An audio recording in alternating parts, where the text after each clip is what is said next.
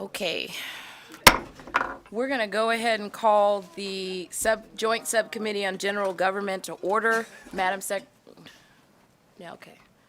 Mr. Secretary, can you please call the roll? Assemblymember Backus. Assemblymember Koenig. Assemblymember O'Neill. Assemblymember Torres Fawcett. Assemblymember Watts. Senator Buck. Senator Taylor. Assemblymember Anderson. Chair Neal. Here. Mark Senator Taylor present as she comes in. Thank you. All right, so we have, I believe it's 4 budgets today. We're going to call the Tourism and Cultural Affairs folks to the table for a presentation. Good morning.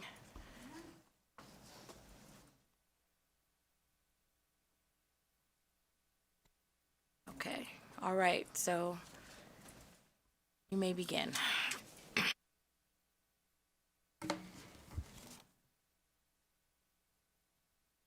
Good morning, Chair Neal and committee members. For the record, I'm Brenda Scolari, the Director of Tourism and Cultural Affairs. Tourism and Cultural Affairs is home to the Nevada Arts Council, the Division of Museums and History, and Travel Nevada. We drive visitation statewide. We preserve and share Nevada's rich history, and we support artists and arts organizations. Last session, with support of the legislature, we reorganized the department and created an administrative staff and budget. And I will present the enhancements for budget account 1520, which is that administrative account. We have several reclassifications to present. The first is a reclassification of our finance and operations manager to an ASO2. That is, as it's presented in the budget, we believe that to be an error. That's why we did not present this position in the pre-hearing. This classification was meant to be an ASO4 and oversee the fiscal team within the divisions. So I would respectfully request, if this can't be amended to an ASO4, that we withdraw the request. Our next reclassification is a development specialist. That position currently filled by our information technology, or our chief technology officer. We would like to put him in classified service as an information manager, technology manager. This is in line with the structure of other departments, and we've been advised that IT staff will be classified in the future, and so we would like to classify that position to better serve retention and recruitment in the future. We're also requesting the unclassification or declassification of a public information officer to a development specialist position. This person currently does marketing and project management for the Division of Museums and History, and as such is asked to do a lot of evening and weekend work, promoting events and such, which is difficult to do in classified service, or more limiting in a classified position. We also have a number of adjusted operational costs as the administrative team expands its support of the cultural agencies. We are also presenting the elimination of external transfers of lodging tax, which will be offset by the reduction of general fund within the department. Lodging tax will then be used exclusively for transfers within the department, supporting the 50 budget enhancements listed here. Would the committee prefer to take questions one budget account at a time, or, okay. That concludes my presentation. I'm happy to answer any questions.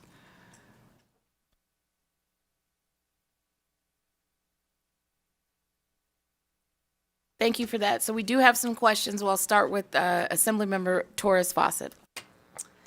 Thank you, and thank you for the very brief presentation. Could you please indicate what factors were considered in proposing the increase for the share of the room tax revenue for the Division of Museums and History budget accounts, and how the funding is split of the 81% room tax revenue and 19% general fund appropriations?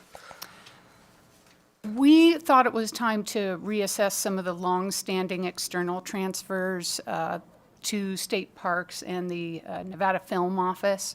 Those have been in place for decades, and we have no record of when those external transfers started or exactly why they were implemented. We assume it was because there was some economic need for them at the time.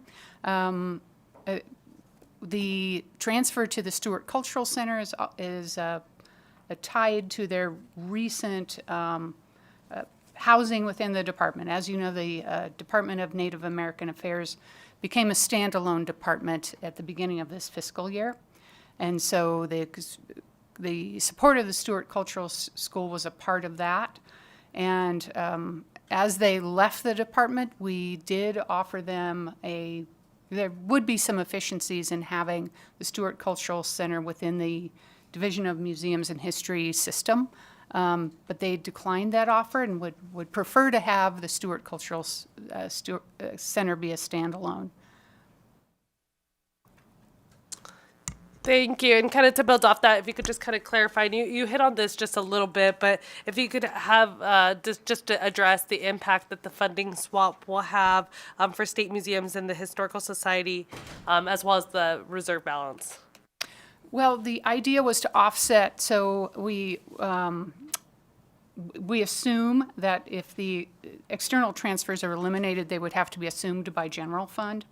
So we are then offsetting it with a decrease of general fund within the department, and the budget division applied it to the Division of Museums and History within those budget accounts. Thank you for that. And so next we'll go to Assemblyman Watts.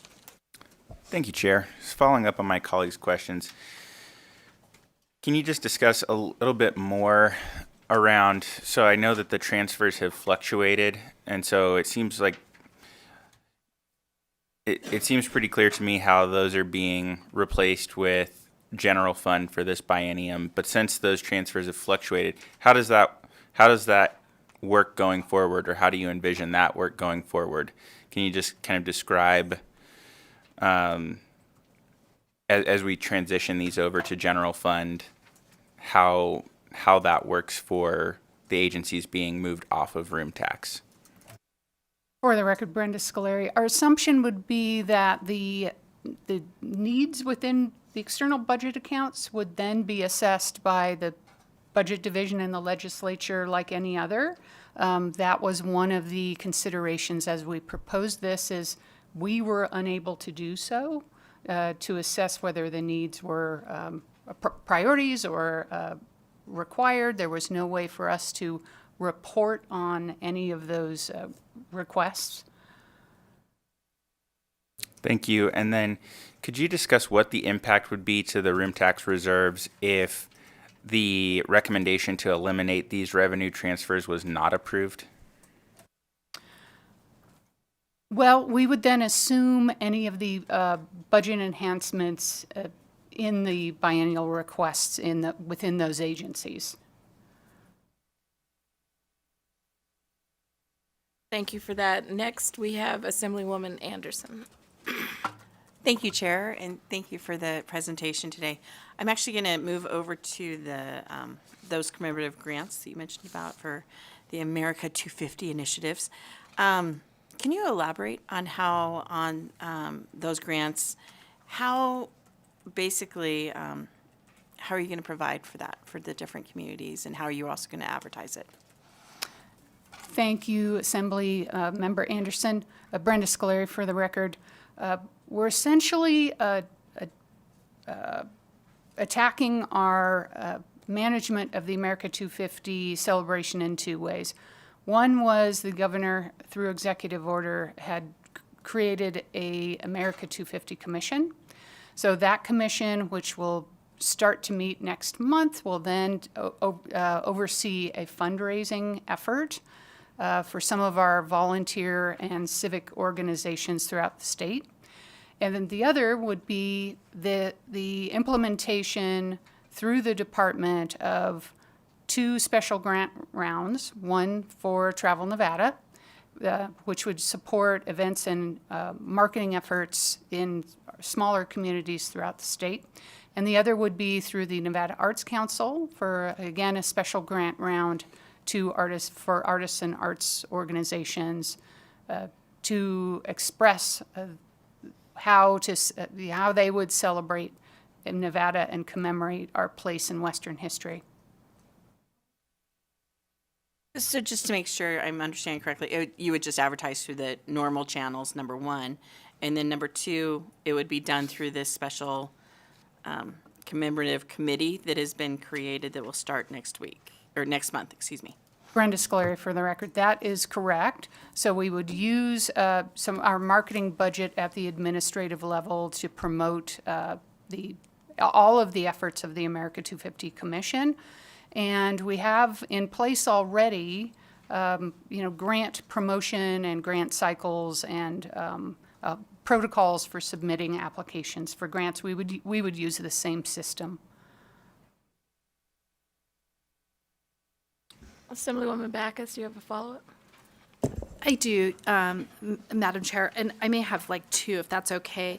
My first is just because I couldn't remember in executive order how if there was like a setup of the committee that was formed. So my first question would be, it sounds like the committee is going to meet next month. Has the committee been like officially formed at this point?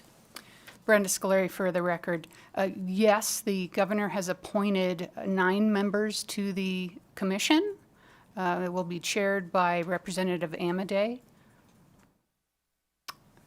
Thank you so much for that. And then my follow-up question was, because I did remember last time, and you briefly touched on it, that the executive order did call for this commission to do fundraising efforts. And so when we awarded the $250,000 last cycle, or the amount, I can't remember exactly what the amount was, I kind of was under the impression that it was going to be formed early on and that fundraising efforts would already take on, and now we're left with like 6 months. So what do you guys foresee the abilities of this commission, and kind of what kind of efforts are going to be done to do fundraising, and what kind of like funds do you think will be able to be raised before July 4th? For the record, Brenda Scolari, we hope to set the fundraising goals at the first commission meeting. So we have a working group for America 250 that has been meeting for over a year, and they've developed some initiatives through Nevada volunteers. We hope to do some important and meaningful volunteer projects, and we'll also try to support civic education through the Civic Seal program. We hope to not only support that program as it functions normally, but then hopefully set up a scholarship program. And we'll also have an important storytelling collection effort through the Division of Museums and History and the creation of a mobile museum. That will be traveling throughout the state looking for significant stories that could then be archived and presented through the museum system. I just want to clarify. So I'm trying to like wrap my head around how much additional funds are going to be needed if the 750 that's sought, or the allocation of 250,000 is awarded. What additional, I guess it is 750 is going to be awarded. How much additional funds do you anticipate will be needed for these endeavors? Brenda Scolari, for the record. We're basing some of our assumptions on the records for the 150th celebration, and as I said, we'll need this to be approved by the America 250 Commission, but we're hoping to raise as much as $1 million through that effort.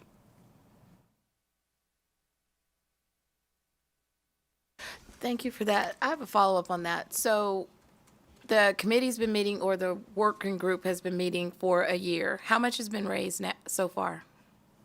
Brenda Scolari for the record. We have not begun our fundraising effort yet. We'll be doing that next month. Okay, and then who's your assigned fundraiser? We will be doing that through the commissioners themselves, but then also supported by staff, myself, and our marketing manager at the administrative level. Okay, and then a final question. So the mobile museum that will go and gather stories, how many folks will it take in order to make that effective, right? And what's the direct cost of that? Brenda Scolari for the record. We hope to utilize some of the $250,000 being requested to be placed in the Division of Museums and History to contract with someone to be our podcaster and collect some of those stories, some of the oral histories. So you're expecting a single podcaster to, and what in your mind, right? So you have the mobile unit, which would cost X, and then you have a podcaster, which will cost X. And so you want a podcaster to travel how many cities and counties? Brenda Scolari for the record. We are currently collecting, we'll have our website launch next month. And through that portal, we'll be collecting some applications for regional, stars and storytellers, people in the culture that regional leadership suggest should be a part of this effort.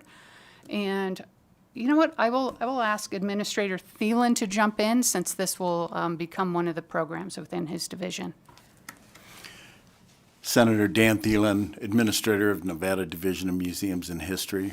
In answer to your question, we would like to hit every county and as many of the cities in the counties that we can throughout Nevada.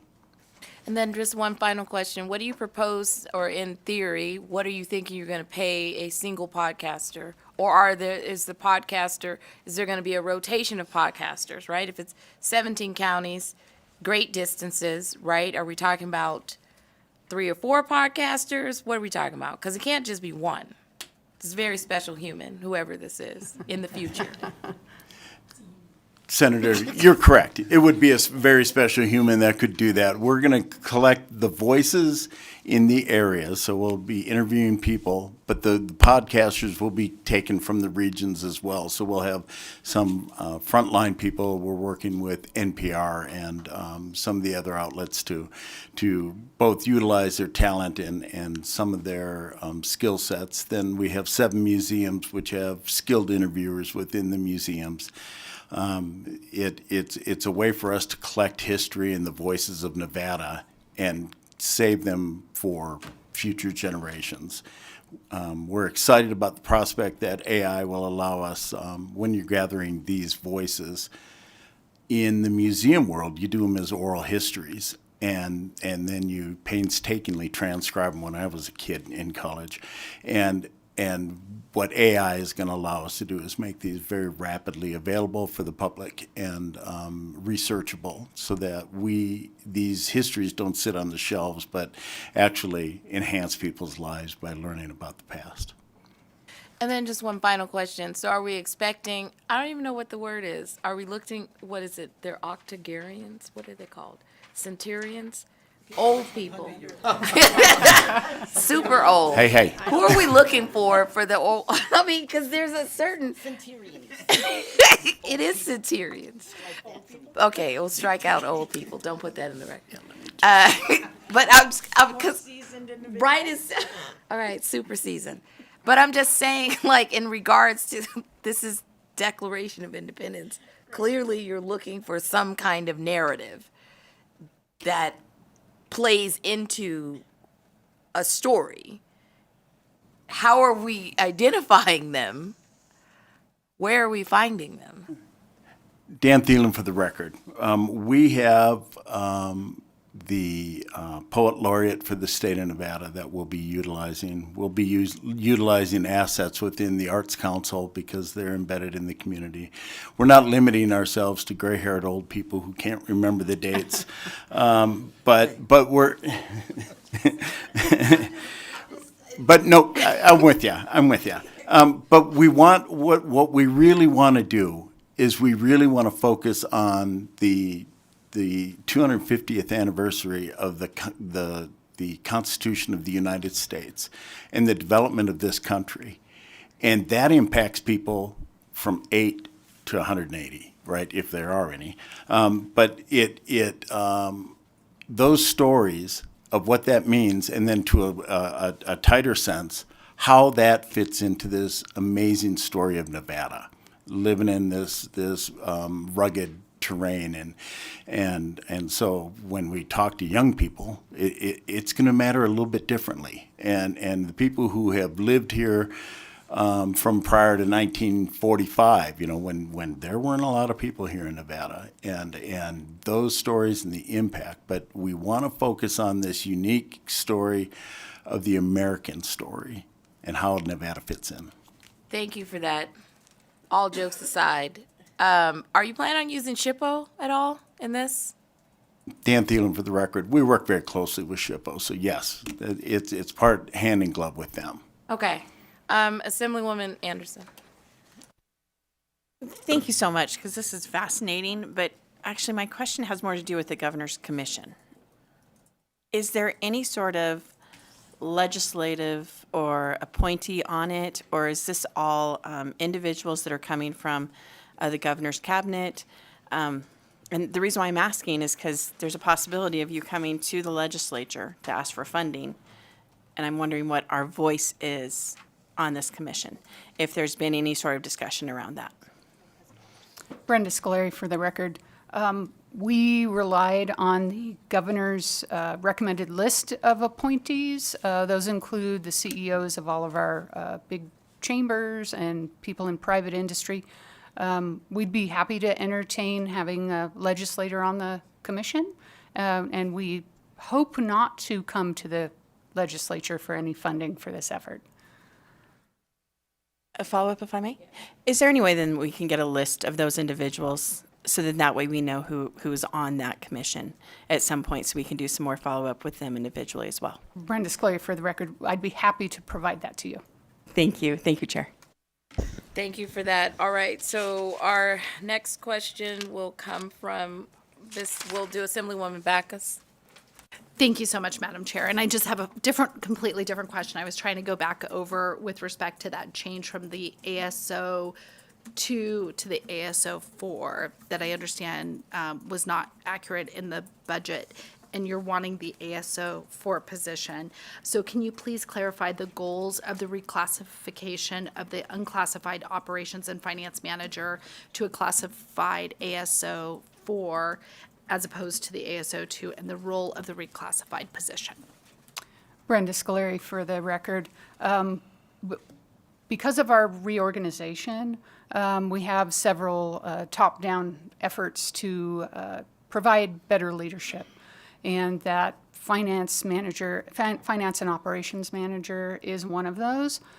We currently have someone in the position who came to us as an ASO 3, so we really couldn't reclassify that person to an ASO 2, and I'm sure you see the logic behind having someone with the qualifications of an ASO 4 lead other ASO 2s and fiscal staff in budget building and just being more of a fiscal visionary for the department and just giving them some coaching in the new fiscal system. There's just so many reasons why we needed someone with that level of qualifications. Thank you for that. Next, we have Senator Taylor. Thank you, Chair. And thank you for what I called of the presentation. I apologize for being late. Shrimp and grits were calling my name. But I do have a question on the reclassifications. Has there been any kind of review to assess the appropriateness of the reclassification? Has HR been able to take a look and then assess the reclassifications that you're requesting, decision units, E806 and E816? Has there been anything to assess how appropriate that is, if that matches up from an HR standpoint? Brenda Scolari for the record. Yes, we have met with HR on a couple of occasions, and we did discuss each of these reclassifications, and they do align with the classification study. Okay, great. Thank you very much. You're welcome. Thank you, Chair, for the question. Thank you. And next we'll go to Assemblywoman Anderson. Thank you. So my question has more to do with your marketing promotions, specifically. With some of our background information, we have like that little bit of information about the expenditures for consulting, marketing, and education services, and continuing those expenditures. I'm wondering how much of that budget is based upon consulting versus direct advertising? Brenda Scolari for the record. Within budget account 1520, we do have an agency of record contract, and the majority of that is for professional services. We have fewer direct media buy opportunities than we do, say, within Travel Nevada's budget. If I may.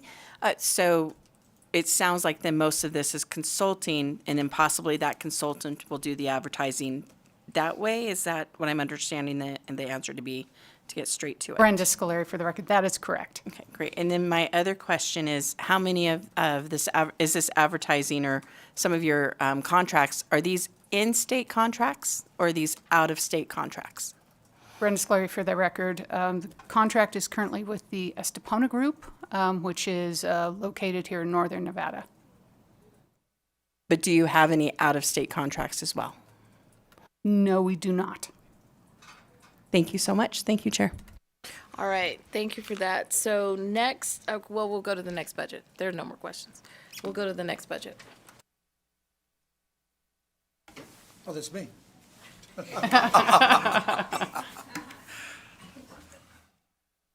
Good morning, Madam Chair and members of the committee. For the record, Rafael Villanueva, Deputy Director of DTCA and also CEO of Travel Nevada, or the Division of Tourism. Our mission is clear. It's to enhance the economic health of our state through tourism. Tourism is more than a leisure activity. It's a powerful economic driver that fuels growth, supports jobs, and sustains communities throughout Nevada. Back. There we go. Let me share who we are and how we serve Nevada. Travel Nevada's mission is to communicate the unique and enriching travel experiences our state offers while driving economic prosperity through tourism. Historically, we focus only on promotions, but today we have evolved to integrating destination development, ensuring sustainable growth across tourism sectors. Our key functions include marketing Nevada as a premier destination, building strong partnerships with the state, local, and industry stakeholders, supporting community-driven products, and ensuring destination stewardship through a balance of growth and preservation. Tourism is a vital role in Nevada's economy. Visitor spending drives revenue, particularly in rural areas, where tourism growth has been remarkable. We support thousands of jobs across hospitality, recreation, and allied sectors. Notably, rural Nevada has exceeded pre-pandemic visitor spending levels. This resilience highlights the strength and appeal of our outdoor heritage tourism offering, positioning Nevada as a leader in the tourism industry. Travel Nevada goes beyond marketing. It builds tourism infrastructure our state and especially our rurals need. Destination development is at the heart of our work, promoting economic development, enhancing visitor experience, and fostering a sustainable community. Our destination development program is the cornerstone of our community support. We provide strategies and inspiration to help Nevada communities grow their tourism economies and create visitor-worthy experiences. Key initiatives include our soon-to-be constructed adventure centers both in Carson City and Boulder City, and a 3D development cohorts which have spanned Lincoln County, White Pine County, Virginia City, Carson Valley, Carson City, and our newest 3D cohorts, Walker River Conservancy and the Sutro Tunnel. Our 3D development program has been well received by local media and communities who have praised its impact of tourism and economic growth. Media coverage has highlighted the program's role in uniting communities and fostering sustainable tourism. I wanted to share a few of our testimonials or summarize a few of our testimonials. Eric Brooks from Carson City has praised the program for preserving cultural heritage. Marcia Jard from Lincoln County Authority of Tourism encourages ongoing state support of these initiatives. Joe Roland Lagan from Boulder City emphasizes that the program fosters economic growth, enhances infrastructure, and creates opportunities for local businesses. While David Peterson from Carson City and Caroline McIntosh from White Pine Steering Committee highlight the need of continued support to maintain and expand tourism infrastructure, economic development in the rural areas. Finally, I want to emphasize the importance of destination development and the decision unit of E237. These grants help small towns attract visitors, These grants help small towns attract visitors, diversify their economies, and showcase Nevada's unique cultural and natural assets. Without this support, many rural areas struggle to compete for the tourism dollar, limiting their economic potential. Continued funding is essential to ensure our rural communities remain vibrant, resilient, and economically self-sustaining. Thank you for your time and consideration, and I'm happy to answer any questions. Thank you for that. So we will go to Assemblymember Koenig. Thank you, Chair. So what projects are going to be supported in the upcoming biennium with these grants, and how is that benefits anticipated to affect the rurals? Rafael Villanueva for the record. We currently are in our cohort 3. As soon as that is completed and we fund the programs that a 10-year strategic plan that is being developed by these communities are done, we will then move on to cohorts 4.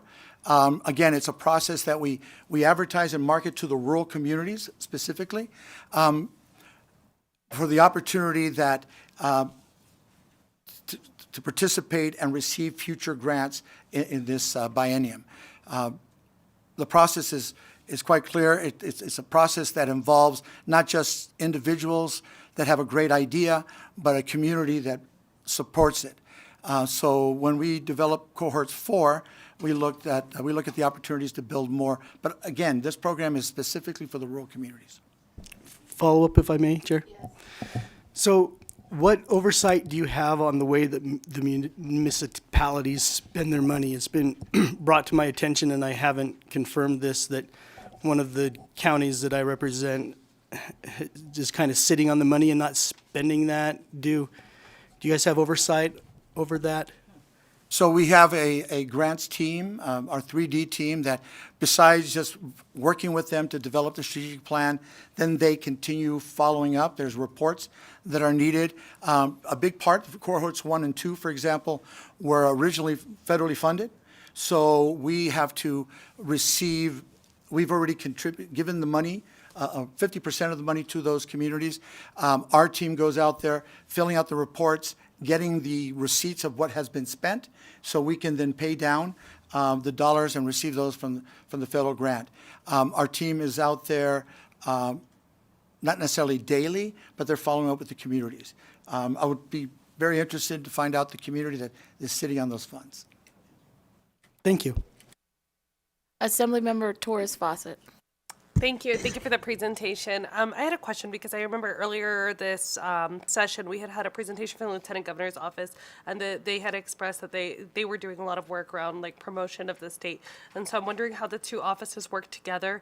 Additionally, if I remember correctly, there is some funds that are in the Lieutenant Governor's office that are used for marketing as well. And so I wanted to know how this office is working with the Lieutenant Governor's office and make sure that there's not like a duplication of efforts as well. Rafael Villanueva for the record. First of all, the Lieutenant Governor is the chair of our commission of Nevada, the Division of Tourism. We work hand in hand. He has several folks that represent different parts. One gentleman that really focuses only on the rurals. Majority of the marketing that's being done is done through Travel Nevada, not necessarily the Lieutenant Governor's office. They are out there being I hate to say, a great spokesperson for the value of tourism throughout the community for us. And we work, again, quite well and quite often with their office. The woman Anderson. Thank you. So last night, to help prepare for this, I tried to look up some information on the website. How often do you update that website, or how do we find out about this information unless we are in the middle of it, such as how you are? Rafael Villanueva, for the record. Actually, we have two websites. One is the consumer-facing website, which is travelnevada.com, and then we have our industry and our partner website, which is travelnevada.biz. There we have all our public announcements, information on our rural grants, our rural marketing grants, and more information on our 3D grants. Thank you for that. So I just have a quick follow-up. So you said you work super closely with SHPO, which is good. So in the rurals, right, I mean, there's also still a very diverse history that is of color, right? Not just tribes. And so there's significant historical records that SHPO has around the Black communities that were actually in there in the 40s, the 50s. Actually, there were early as I believe 1857. So how do we include that history in our rural conversation when we're talking about destinations, right? I mean, we're talking about the destination budget, because ultimately, right, your goal is human beings who will come into those towns and spend money and engage and want to see history and want to connect, right? So how are we lifting up those other communities and that other history? And in recent, I think, I won't even say recent, I would say even in the past 60 years, you've had an increase in the Latino population that are now in the rurals. And when we talk about, right, how communities have built up and expanded and provided some different cultural elements, how do we engage that and how do we talk about that? Rafael Villanueva, for the record. We focus more on the marketing side of it. We think there's tremendous value in telling the story of every community. Lack of resources, we depend a lot on our network of territories, which are made up of other DMOs in those communities, and Elko and Ely and other folks, to tell us what is the value and what we can do. Our job is to help them develop those programs through our goal. I know Dan's team works a lot more on capturing that story. Once we have that story, I'm more than happy to market it. Thank you for that, and I guess shifting, it's Dan. Yes, ma'am. Dan Thielen, for the record. Yes, ma'am. How do we have in any of the marketing materials or in the museums any displays around the historical elements of the African American communities that we know exist in SHPO? Because there are these really historical images, documents. They have I think the one of the documents that SHPO created is almost like 250 pages. That is just contributions of African Americans who came to Nevada, who were apart from ranching, farming to civil rights, Grant Sawyer, protesting at the governor's building, literally. How do we integrate that into any of our displays? Dan Thielen, for the record. So in particular with Black history, it's been exciting, some of the things that have been coming through the State Historic Preservation Office in the Reno just had a firehouse that was a volunteer firehouse that was documented and is now being exhibited as a historic place. We intend to grab those stories and bring them in where appropriate, whether at the the Historical Society or at the State Museum. We've brought in many diverse voices. We're doing some immersive exhibitry for the Native Americans at the State Museum. At Carson City, of course, the Railroad Museum, we had some exhibits detailing the sojourners, which were the Chinese Americans that were in Nevada. But you can trace Black history. Of course, Vegas, it's easy to trace Black history. But the more obscure places like Virginia City, there was a big Black community in Virginia City, which is really cool because that's really early, and that's before the Civil War was won, right? And so it's deep in our heritage. And then the other part where we're trying to be inclusionary is we are really leaning forward into making sure that all of our museums exhibits are at least brought in 2 languages, right? So English and then Spanish, and then in like Clark County, we'll go into Tagalog as our 3rd language, because there's a whole nother population that is starting to shape Clark County in a cool way. Just one final, because I was reading over the weekend that they're going to destroy I think it was a Chinese laundry that was created in 1940. And so as we're going through this process, how are we capturing that image if it's going to be torn down? How are we capturing the story that's associated with the Chinese laundry and the segregation and all of the things that were associated with why it even came into existence, right? There's a whole lineage of, the mining and gold and the railroad, and then the towns that, I would say the streets that were allowed for Chinese to live and then develop and serve themselves and their own. And there's a whole story around that, but how do we integrate it? How are we talking about it? Where can someone find it? That's a great question. Dan Thielen for the record. Thank you, Senator. That's a terrific question. Hopefully, it gets difficult with the Chinese because many of the Chinese who came went home. And so having that legacy, right? They came here to make money, support their families, and then get back into back to China. So many of those voices are gone. So we do have some traces of those legacies of people who did stay, but the majority of the folks just moved on. Well, this might be the partnership with NPR, PBS, right? Because they're told the story.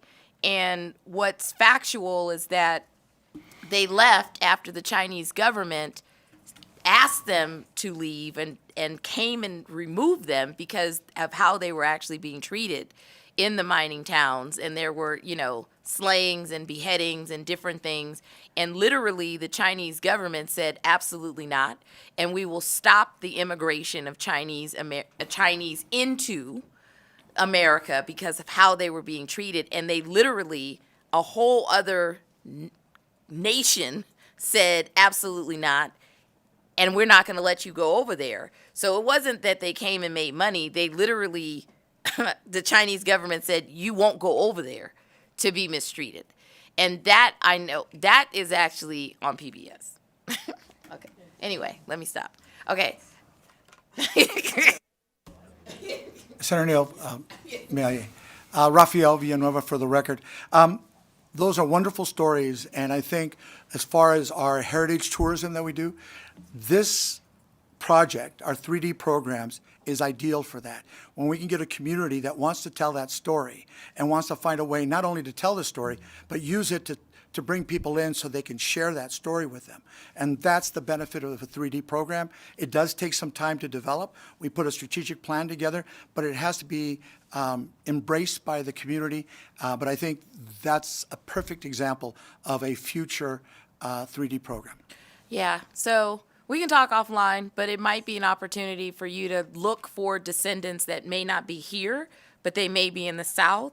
Their family may have returned, or there may actually be diaries or oral history that's somewhere else that's just not located here in order to have that conversation, because people probably did come back after they felt it was safer, but it was probably closer to the 1950s, right, or 60s, or they might have been now in California, right? So they might have crossed the border because there were safer spaces, you know, in order to manage. Anyway, moving on. Oh, Senator Taylor. Excuse me, Chair, thank you. Just to follow up, I love the the focus, if you will, of the heritage history that you mentioned, and thank you for mentioning the African American Firefighters Museum. A friend of mine actually established that, and I'm wondering if the 3-day project you talked about, is there a connection with that African American Firefighters Museum? Because that story is being told. Actually, the story of that whole community, Black Springs, is actually being told. There's a documentary about it. There was a book that was written. Is there a connection there? Because you're right, it would be a perfect fit. Rafael Villanueva, for the record, at the moment, no. The current 3D programs are being done in communities that have already made their presentation to us. But the opportunity for events like this in future cohorts are, again, that's why the 3D program has been established. Brenda Sclay, for the record. Executive Director Manfredi would like me to point out that there's a member of his board that is helping work on that very story. And also the Folk Life program within the Arts Council is in place to capture and curate these often mission-critical stories, especially when the artifacts and that relevant history is so quickly disappearing. And we as state agencies would love to be better known as the agencies to go to when these stories need to be told and captured. Thank you. And with that, we will close that budget account and then move to 2943. I don't know, I appreciate this conversation. I feel like we just opened up some other gates. And normally I won't say that. But I mean, last session, I don't think I had this conversation with you guys at all.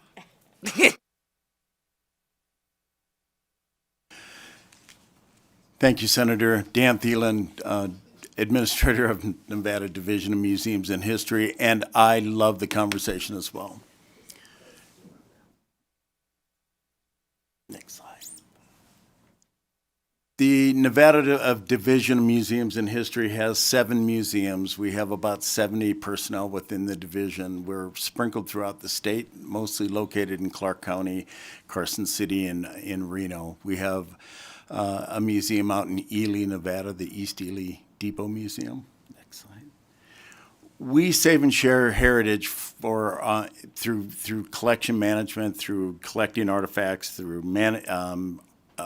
capturing histories, oral histories, written histories. Natural history, dinosaurs and rocks and fossils and everything that's cool about Nevada. It's a heritage that we make sure is preserved for all generations of Nevadans, so that if you can imagine, we get in a time machine and we head out in 250 years from now, we look back and we hopefully are grateful for the work that has been done in 2025 to save and share Nevada's history. We also, we feel like we are deeply integrated within tourism and cultural affairs, in that in these communities, it creates a better lifestyle. It creates a more welcoming place when people have their own museums. While they're state museums, a lot of our communities really embrace them as their own. But they belong to all of Nevada. And one of our goals is, of course, to make sure that we enhance education for K through 12 and probably throughout lifelong learning for people. But if we can keep people in Nevada for 4 more hours, then we might get another night out of people, and we might get another meal that was purchased and things like that.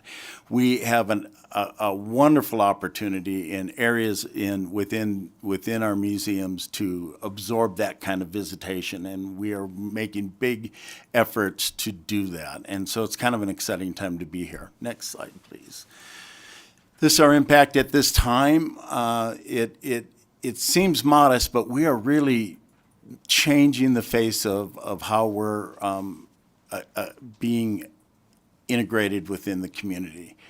The 25,188 K through 12 field trip, those are students. That's not enough, right? We want everybody to have walked through the doors of one of Nevada's museums. And we've got a couple of programs in place that will help do that. Next slide. This is our first budget to consider. This museum is our newest within the division. It was built in 2013, I believe, and 2008, occupied in 2013. There was a big step between building the building and actually getting the exhibits in and taking place. It's a huge undertaking to build exhibits, and when you hire somebody to do it, the price tag is shocking. And so this museum has its own exhibits team, and so they build their own. But the price is a little bit more reasonable, but then it takes time. So we're expecting a 20% increase in its visitation over the next biennium. This museum, while it's the newest in the division, it's in its first cycle of needing a new roof membrane and needing major systems repairs. And so you'll see that in our budget request. Next slide, please. In this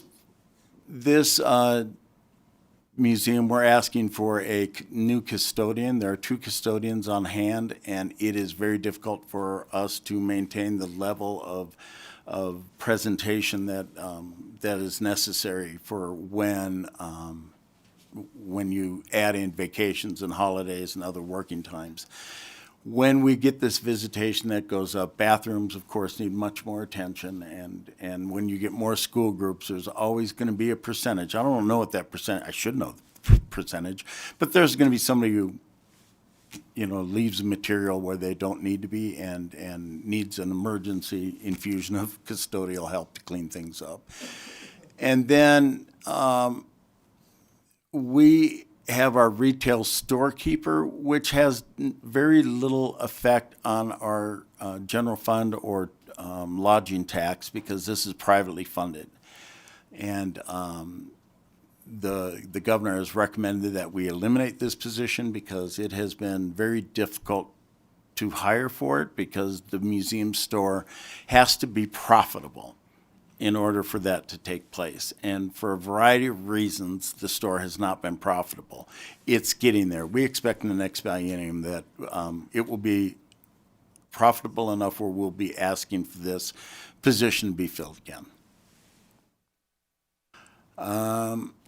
There are some enhancements that are necessary with the building cycle, and that is our humidifiers and heavy duty cleaning machines, which quite frankly were never outfitted with the building. And so when you want to have a Zamboni to clean all that nice flooring, and you have to do it with a mop, and it's time consuming.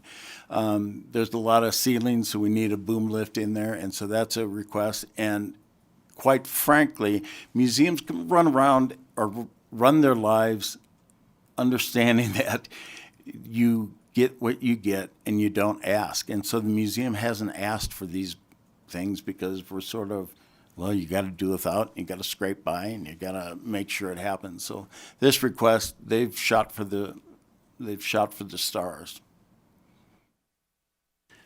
Nevada State Railroad Museum, do you want to stop there and ask questions on that before we move on to 4216?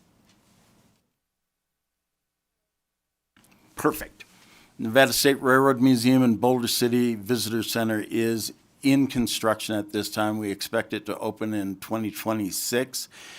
We expect a 50% increase in visitation and the associated admissions revenues with that. The Boulder City Chamber of Commerce is deeply in support of our efforts in there. We know demand will be high. There's not a railroad museum within 200 miles, and the population base will bring that in. May I have that bottle of water? Thank you. Next slide. This new visitor center will highlight the railroad that built Hoover Dam. And this, we have about 6 miles of track that were used to build the Hoover Dam by the 6 companies.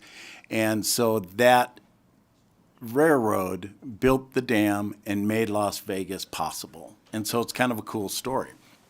But they've got some other unusual stories.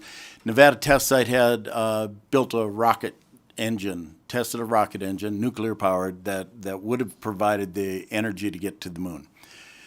They were on a little tiny railroad out there because to haul this thing out and back, they had to build this lead-clad locomotive so the people inside would be safe. And then they had a couple of more locomotives. And now that those are excess to the Department of Energy, they're donating them to the state of Nevada.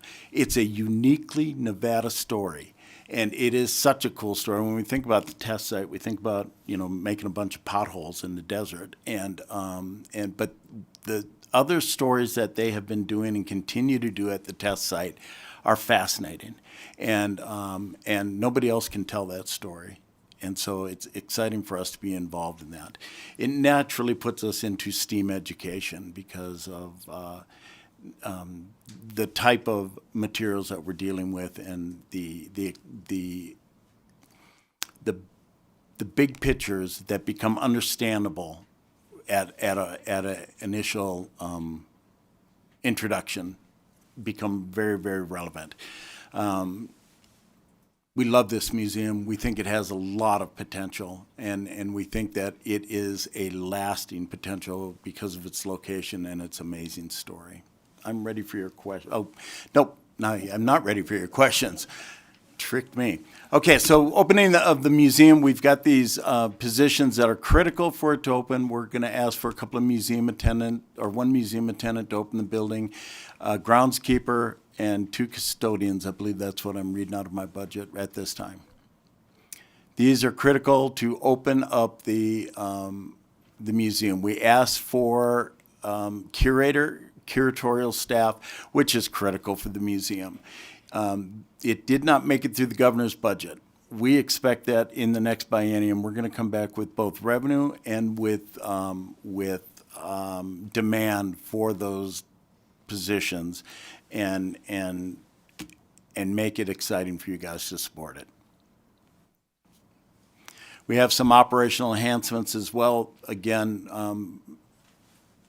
pieces of equipment that are necessary to run a museum, scissors lift, equipment, side-by-side carts, and we have had this railroad is under the administration of or under the laws of the Federal Railroad Administration, the FRA. And there are some substantial inspections that need to take place. And because it was such a quiet railroad, the FRA treated it as a tourist railroad. And as our visitation became more and more and our operations became more and more, we knew that we had to get right in the middle of where the FRA required us to have the inspections and what level that was. What we didn't realize is how expensive it is to hire specific engineers to do these inspections. The FRA was pretty kind and allowing us, because of our low ridership, to meet the minimum qualifications. We've hired a kid down there, Dr. Christopher McMahon, and he is driving that museum to the letter of the law, and it's refreshing because safety is always our #1 concern. Now I'm ready for your questions. Thank you for that. So we will start with Senator Buck. Thank you so much, Chair Neal. Discuss how the museum has been managing the workload of custodial staff and how an additional custodial worker would help maintain a clean and sanitary environment. Chair, through you to direct. Okay, thank you. Thank you, Senator.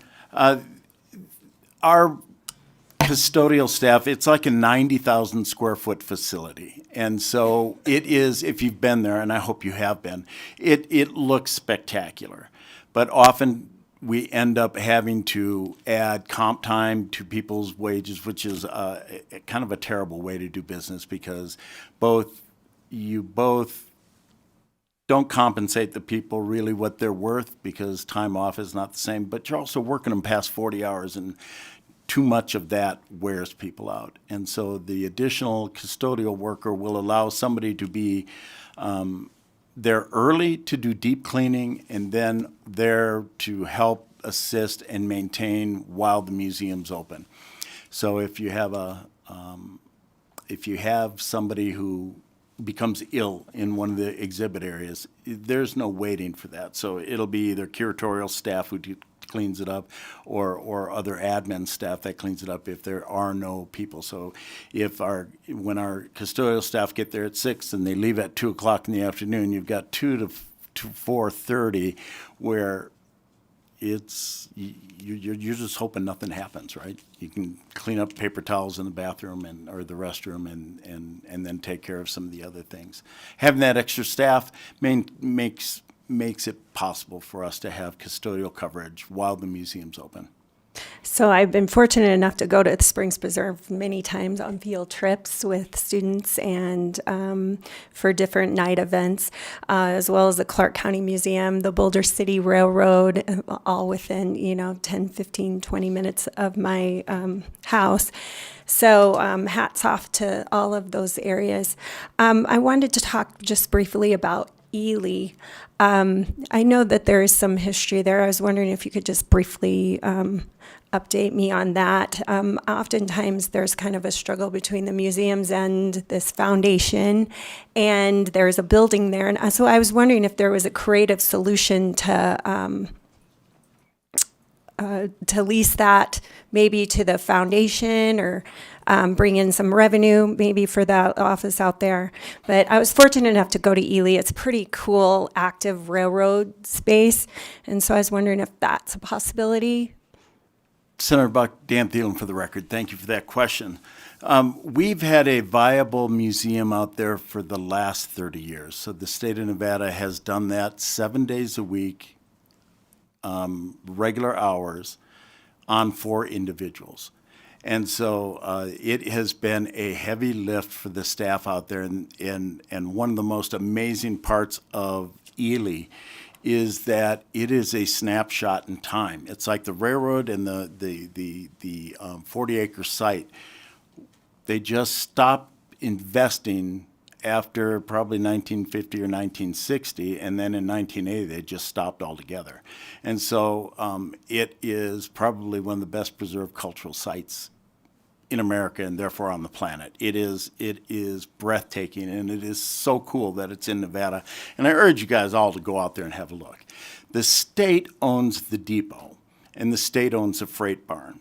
And so in the last biennium, it was approved through a bond, conservation bond, to remodel the depot so that it could be open in all seasons. Right now, it's a depot, or a freight barn, and so it gets very, very cold in the winter, and it gets very, very warm in the summer. And it's drafty, and it's everything you expect out of a depot, and it's really cool how it's preserved. Those 2 buildings the state owns are the 2 best preserved facilities on the property. The state has done an amazing job. We probably invested $8 or $9 million into those between all revenue sources.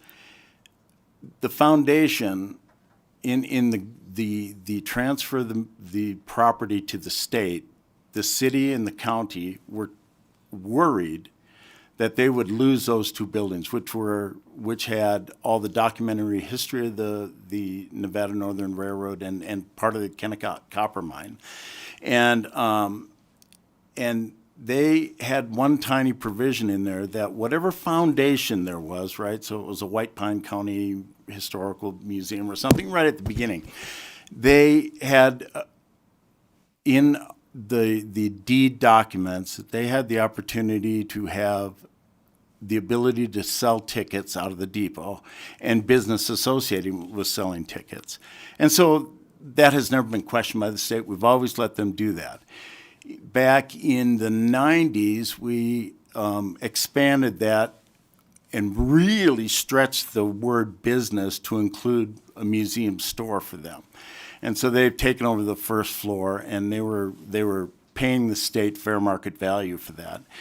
And it was a symbiotic relationship. They ran a tourist railroad, which is a hard thing to do. It's expensive to run a tourist railroad. You've got to get the revenues in without consideration of historic fabric. They're doing a pretty good job at balancing that.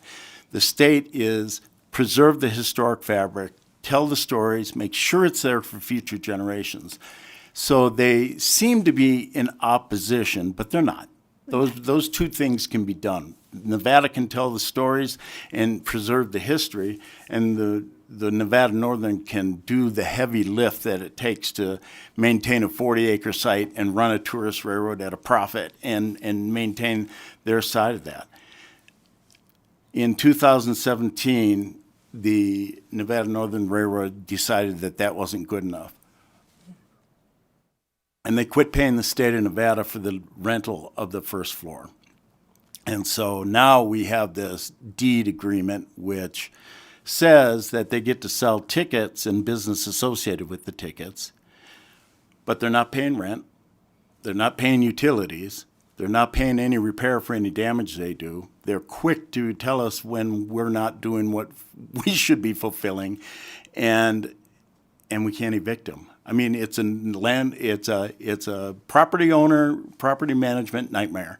And so it's gotten to the point where we've asked the court system to determine what that deed language really means. And the state feels like it's in good shape to get that clarification and reestablish that relationship. If you'd like more, I'd be Yeah, delighted that's to great. come I talk can bring to you. that more offline. Yep. The reason I brought it up is because I was just approached about Story County and Carson City kind of wanted to unload their railroad on what, the state or a foundation. I mean, how does that all work? Dan Thielen for the record. Going to Carson City, the V&T Railroad that went from Virginia City to Carson City to Reno is an amazing thing. And we often work with the existing V&T Railroad, so that's a private enterprise that goes from Virginia City to Gold Hill. And then Gold Hill to Carson City is the concern that you brought up, the commission's concern. And the Nevada State Railroad in Carson City has probably the best 19th century collection of railroading equipment on the planet. You need to come visit that museum as well. It is an amazing thing. And so we always say that the state has a sacred collection and the commission has a sacred ground. And if if budgets were no concern and the world were my pearl, they would be united, right? We'd move the Railroad Museum 8 miles to the east and put it on public land over there. But I think we're $50 to $75 million away. 8 more people, because as I said about Ely, running a tourist railroad is no small affair. And running it at a profit is a challenge. And they're running it nearly at a profit. It generates income, but you have some challenges with it. What's different about Boulder City and Carson City, there's 3 million people in Clark County. There's 55 million people coming to the state of Nevada, somewhere around 35 or 40 to Clark County, and there's no competition. In northern Nevada, there's much lower population base. There's Ely that sort of is in that visitation, but then there's the California State Railroad Museum within 2 miles. That's also a nice population base that we're starting to draw people in. It's a challenge, and we feel it for the foundation, or not the foundation, but for the commission. And we talked about absorbing it underneath the Railroad Museum, but that would have been a request of 8 to 10 more people. And for a tourist railroad to be profitable, they have to both take money in rapidly and spend it rapidly. 2 things that the state's not really skilled at doing, both taking money in a revenue and executing, or taking money in as revenue and executing it in the same fiscal year. The state system is very good at tracking dollar amounts and making sure it's spent legally and within the law. And so that process doesn't lend itself to ramping up for a Santa train that you're going to need to pay 50 to 80 temporary people and teach them how to sing and get them to do things, all the stuff that the foundation does, and come screaming to me because they're losing their minds about the income and execution of those funds. It would take some serious fiscal staff to back up that program. And so I don't know what they're thinking at this time. I think a private enterprise, unless, of course, 50 to 75 million, and we correct that whole thing. But that's a big ask, and we don't see that private money coming in to support such a thing. So we have we will support you, we'll help answer your questions, we'll help get you the history in the background, and should we be asked, it would be wonderful to take our equipment over there on occasion to highlight it and bring people into Nevada. Thank you. All right, so we will move to Assemblywoman Backus and then Assemblyman O'Neill. Thank you so much, Chair. I'm going to shift directions, even though I have to say I do love museum stores, including the Little Boulder City rail store, and I anticipate that will probably get bigger once the visitor center opens up.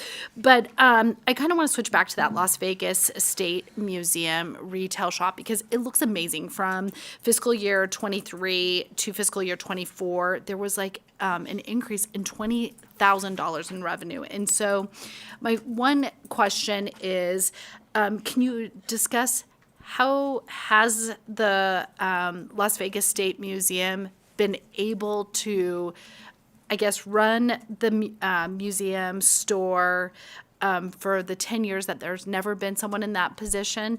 And then I'm kind of curious for fiscal year 25 if you're on par for the same revenue that you did in fiscal year 24. Dan Thielen for the record. I love talking about the stores as well. Under NRS 381, that governs the Nevada State Museums, there's a provision in there that we can establish a store that is that can be used for generating trust fund revenue, which is, we call those sometimes private funds.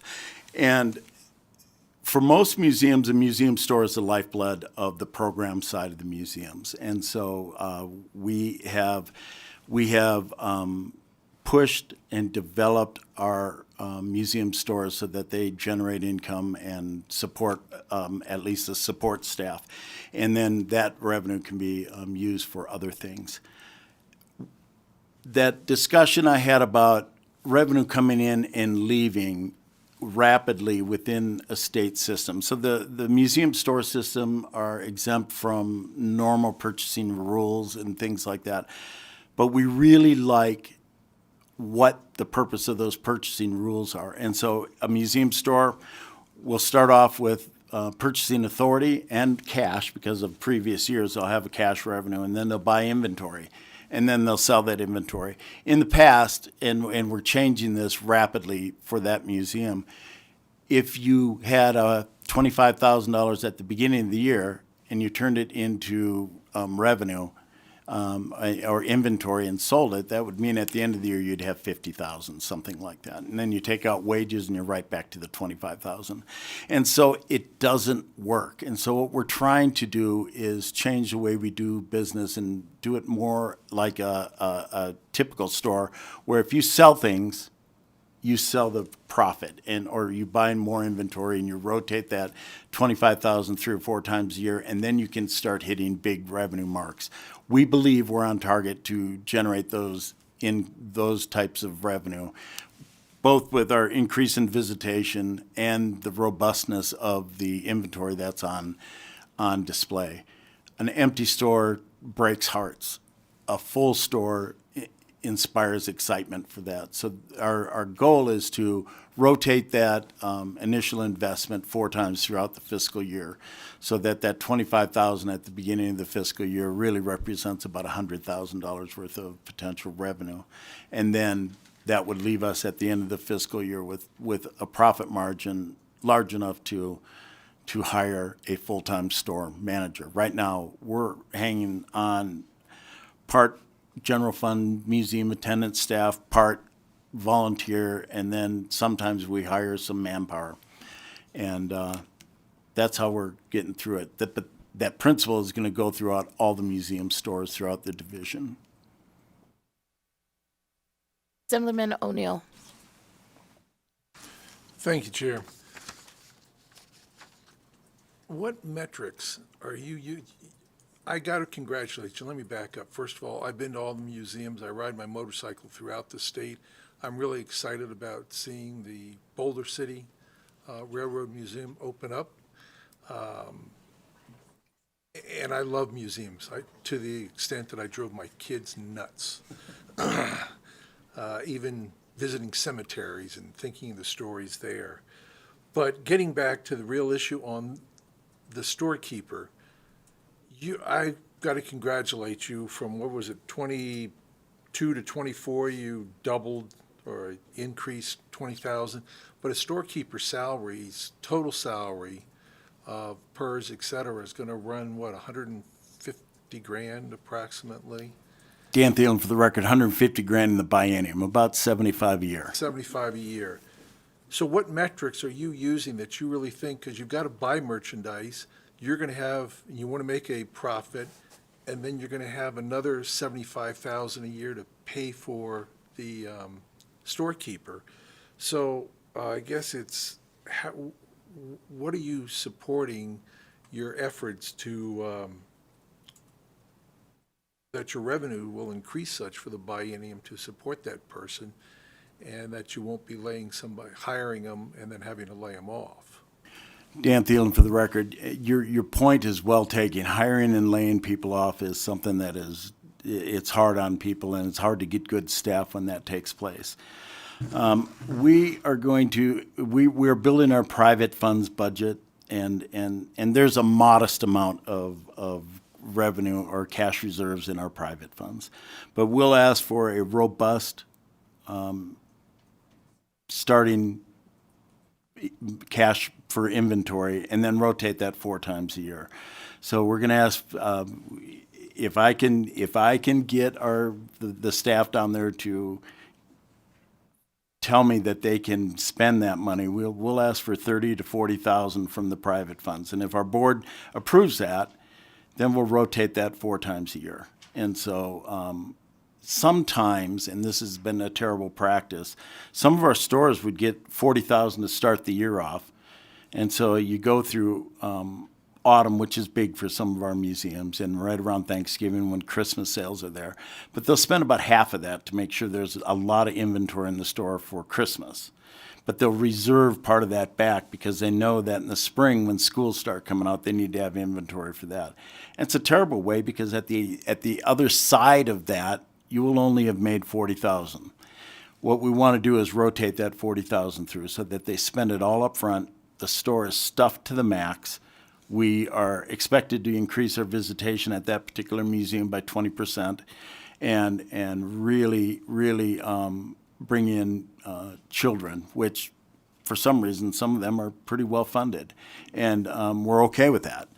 We'd like to help them with the execution of their funds and their program. So, but if we rotate that 4 times a year, that puts us in the ballpark of 120,000 in profit, which could cover the 58 or to 70 per year and still have money to do it again the next year.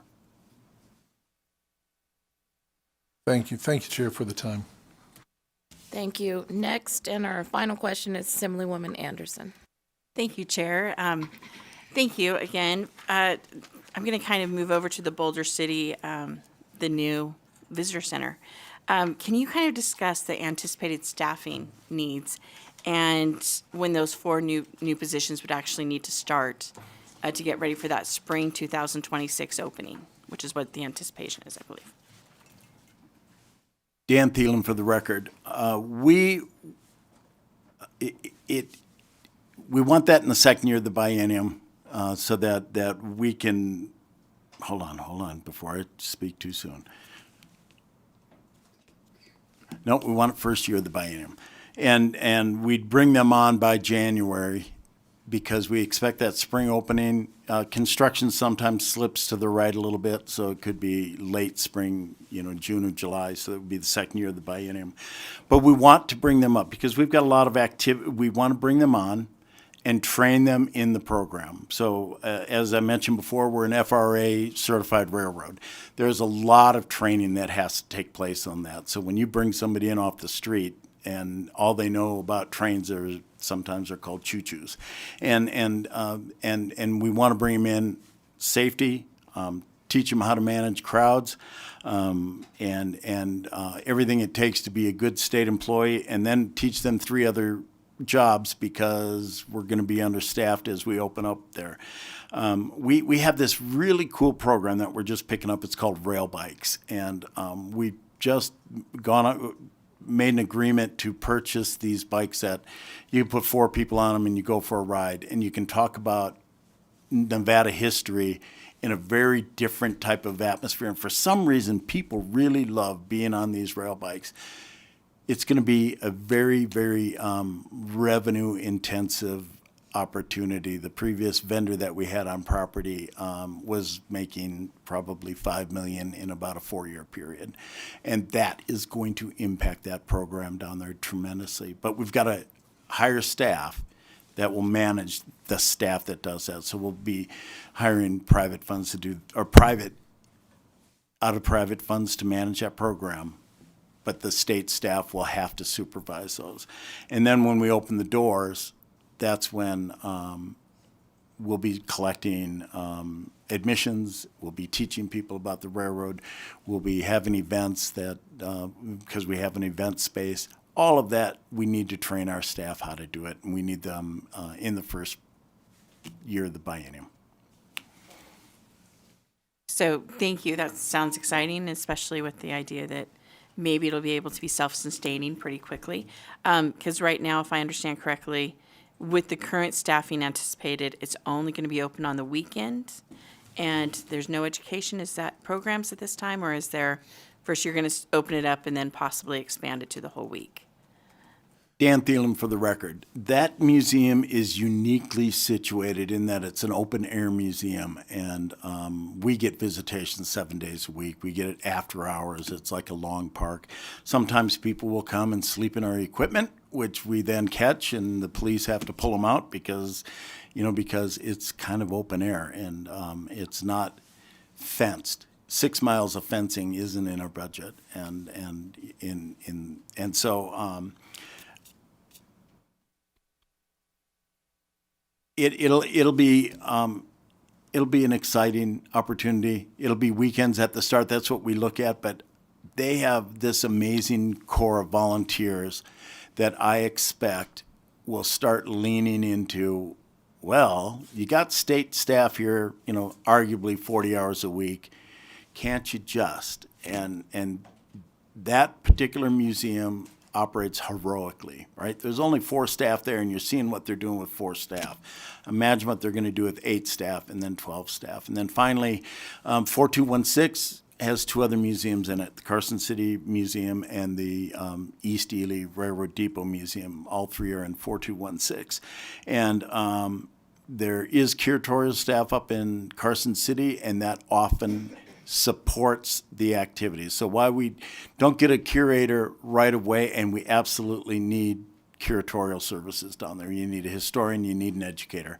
And we will cross-pollinate, and we're probably going to send our educator on the road for a fair bit, or the historian, and then the educator to support, because that's what you got to do. I don't see another way. Thank you for that. So that is our final budget discussion, and we thank you guys for spending the morning with us. We will close out this budget, and then we will open up for public comment.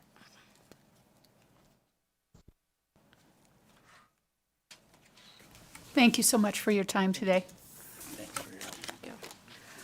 Okay, so is there anyone here in Carson City for public comment? Is there anyone down in Vegas? Maybe we're missing invisible people. Okay, see no one. BPS, is there anyone on the phone line for public comment?